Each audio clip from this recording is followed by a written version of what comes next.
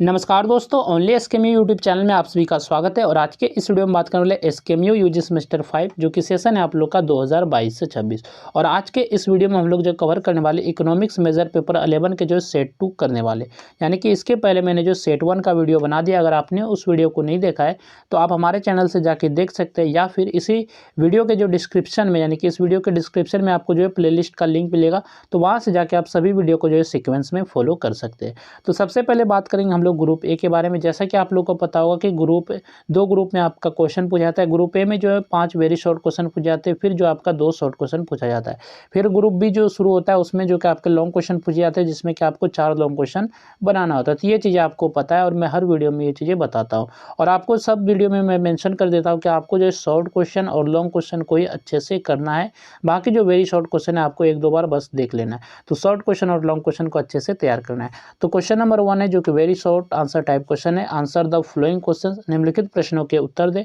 और पहला जो वेरी शॉर्ट क्वेश्चन है ए नंबर, व्हाट इज लिबरलाइजेशन, यानी कि उदारीकरण क्या है। तो लिबरलाइजेशन क्या है, तो उदारीकरण वह प्रक्रिया है जिसमें सरकार उद्योगों, व्यापार और निवेश पर लगाए गए नियंत्रण और प्रतिबंधों को कम या समाप्त करती है। तो ये चीज़ जो आपका उदारीकरण है।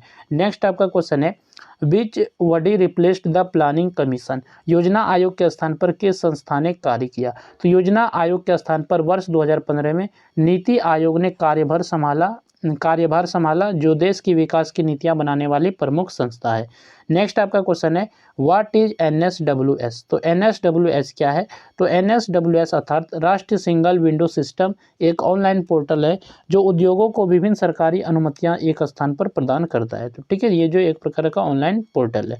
नेक्स्ट आपका क्वेश्चन है which sector is called the service sector, किस क्षेत्र को जो है सेवा क्षेत्र कहा जाता है। तो अर्थव्यवस्था का तृतीयक क्षेत्र जिसमें शिक्षा, स्वास्थ्य, बैंकिंग, परिवहन और व्यापार जैसी सेवाएं प्रदान की जाती है, सेवा क्षेत्र कहलाता है। तो इसे हम लोग जो है सेवा क्षेत्र कहते हैं। नेक्स्ट आपका क्वेश्चन है what does LPG stand for in economic reforms, आर्थिक सुधारों में जो एलपीजी का क्या अर्थ है। तो आर्थिक सुधारों में जो है एलपीजी का अर्थ है उदारीकरण, निजीकरण और वैश्वीकरण, जो 1991 की नई आर्थिक नीति के मुख्य तत्व थे। इसके बाद यहाँ से जो आपका जो शॉर्ट आंसर टाइप क्वेश्चन शुरू होता है, जो कि आपके एग्जाम में जो 2 क्वेश्चन बनाना होता है और एक क्वेश्चन जो है 5 मार्क्स का रहता है। और ये शॉर्ट क्वेश्चन को भी आपको अच्छे से देख लेना है। तो क्वेश्चन नंबर 2 है जो कि शॉर्ट क्वेश्चन है explain the importance of foreign trade policy, विदेशी व्यापार नीति के महत्व की व्याख्या कीजिए। तो विदेशी व्यापार नीति के क्या महत्व है, तो आपको व्याख्या करके बताना है। तो विदेश व्यापार नीति भारत सरकार द्वारा बनाई गई वह नीति है जिसके माध्यम से देश के आयात और निर्यात को नियंत्रित किया जाता है, यानी कि इंपोर्ट और एक्सपोर्ट को जो है नियंत्रित किया जाता है, प्रोत्साहित और व्यवस्थित किया जाता है। इसका मुख्य उद्देश्य अंतर्राष्ट्रीय व्यापार यानी कि इंटरनेशनल बिजनेस को बढ़ाना और देश की आर्थिक स्थिति को मजबूत करना है। विदेश व्यापार नीति का पहला महत्व निर्यात को बढ़ावा देना है। जब देश अधिक वस्तुओं और सेवाओं का निर्यात करता है तो विदेशी मुद्रा अर्जित होती है। इससे देश का भुगतान संतुलन मजबूत होता है और आर्थिक स्थिरता बनी रहती है। निर्यात बढ़ने से उद्योगों का उत्पादन भी बढ़ता है और रोजगार के नए अवसर उत्पन्न होते हैं। दूसरा महत्व आयात को संतुलित करना है। यह नीति आवश्यक वस्तुओं, कच्चे माल और आधुनिक तकनीक के आयात को प्रोत्साहित करती है, जिससे उद्योगों को विकास में मदद मिलती है। साथ ही अनावश्यक आयात को नियंत्रित कर घरेलू उद्योगों की सुरक्षा भी की जाती है। विदेश व्यापार नीति अंतर्राष्ट्रीय बाजार में भारत की प्रतिस्पर्धा बढ़ाने में भी सहायक होती है।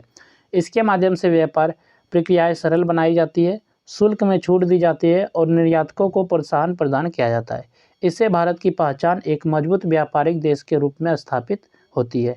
यह नीति आर्थिक विकास, औद्योगिक प्रगति और वैश्विक संबंधों को मजबूत बनाने में महत्वपूर्ण भूमिका निभाती है। नेक्स्ट आपका शॉर्ट क्वेश्चन है right A short note on the national road transport policy, राष्ट्रीय सड़क परिवहन नीति पर संक्षिप्त टिप्पणी लिखिए। तो राष्ट्रीय सड़क परिवहन क्या है, तो इस पर आपको टिप्पणी लिखना है। तो राष्ट्रीय सड़क परिवहन नीति भारत सरकार द्वारा तैयार की गई एक महत्वपूर्ण नीति है जिसका उद्देश्य देश में सड़क परिवहन व्यवस्था को सुरक्षित, कुशल और आधुनिक बनाना है। यह नीति सड़क नेटवर्क के विकास, यातायात प्रबंधन में सुधार और परिवहन सेवाओं की गुणवत्ता बढ़ाने पर बल देती है।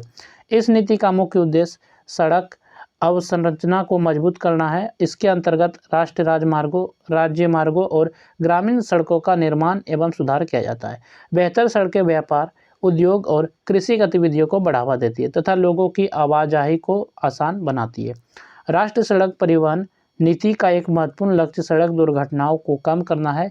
इसके लिए सड़क सुरक्षा नियमों को सख्ती से लागू करना, यातायात जागरूकता बढ़ाना और आधुनिक तकनीक का उपयोग करना आवश्यक माना गया है। यह नीति माल परिवहन को तेज और सस्ता बनाने पर भी ध्यान देती है, जिससे लॉजिस्टिक लागत कम हो और उद्योग को लाभ मिले। डिजिटल परमिट प्रणाली, ई टोल और आधुनिक परिवहन प्रबंधन जैसी व्यवस्थाएं इस दिशा में सहायक है और इस नीति के माध्यम से रोजगार के अवसर भी बढ़ते हैं, क्योंकि सड़क निर्माण और परिवहन सेवाओं में बड़ी संख्या में लोगों को काम मिलता है। तो यहाँ तक हम लोगों ने जो ग्रुप 1 के क्वेश्चन देखे, जिसमें कि ग्रुप 1 के क्वेश्चन में हम लोगों ने 5 वेरी शॉर्ट क्वेश्चन देखा और जो 2 शॉर्ट क्वेश्चन देखे। तो इस तरह आप ये क्वेश्चन को अच्छे से कर सकते हैं। बाकी बात कर लेते हैं पीडीएफ के बारे में। तो ये पीडीएफ जो आपको जो है हमारे टेलीग्राम चैनल पे मिल जाएगा, तो वहाँ से आप इसके ढूंढ सकते हैं, या फिर इसी वीडियो के डिस्क्रिप्शन में आपको जो है पीडीएफ का लिंक मिलेगा, तो आप उस लिंक पे क्लिक करेंगे तो आप इसी पीडीएफ पे रिडायरेक्ट हो जाएंगे और वहाँ से आप इस पीडीएफ को अच्छे से पढ़ सकते हैं। तो अब बात कर लेते हैं ग्रुप बी के बारे में, जिसमें कि आपको जो है 4 लॉन्ग क्वेश्चन बनाना होता है एग्जाम में।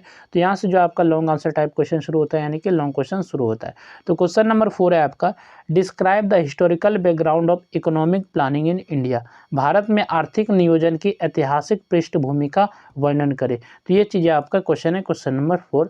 नेक्स्ट आपका लॉन्ग क्वेश्चन है question number 5, explain the goals and futures of the new agriculture policy 2020, यानी कि नई कृषि नीति 2020 के लक्ष्य एवं विशेषताओं की व्याख्या करें। तो जो आपका नई कृषि नीति है 2020 के, तो इसके आपको लक्ष्य बताना है और इसके विशेषताओं का व्याख्या करना है। नेक्स्ट आपका क्वेश्चन है, discuss the objectives and working of E N M, यानी कि ई-एन-एम का आपको जो है उद्देश्य एवं कार्यप्रणाली की चर्चा करना है। ये क्वेश्चन नंबर 6 है। नेक्स्ट आपका क्वेश्चन है question number 7, explain the problems and challenges of the industrial sector in India. Bharat में औद्योगिक क्षेत्र की समस्याओं एवं चुनौतियों की व्याख्या करें। नेक्स्ट आपका क्वेश्चन है question number 8, discuss the role of the service sector in India's economic growth. Bharat की आर्थिक वृद्धि में सेवा क्षेत्र की भूमिका की चर्चा करें। तो यह आपका क्वेश्चन नंबर 8 है।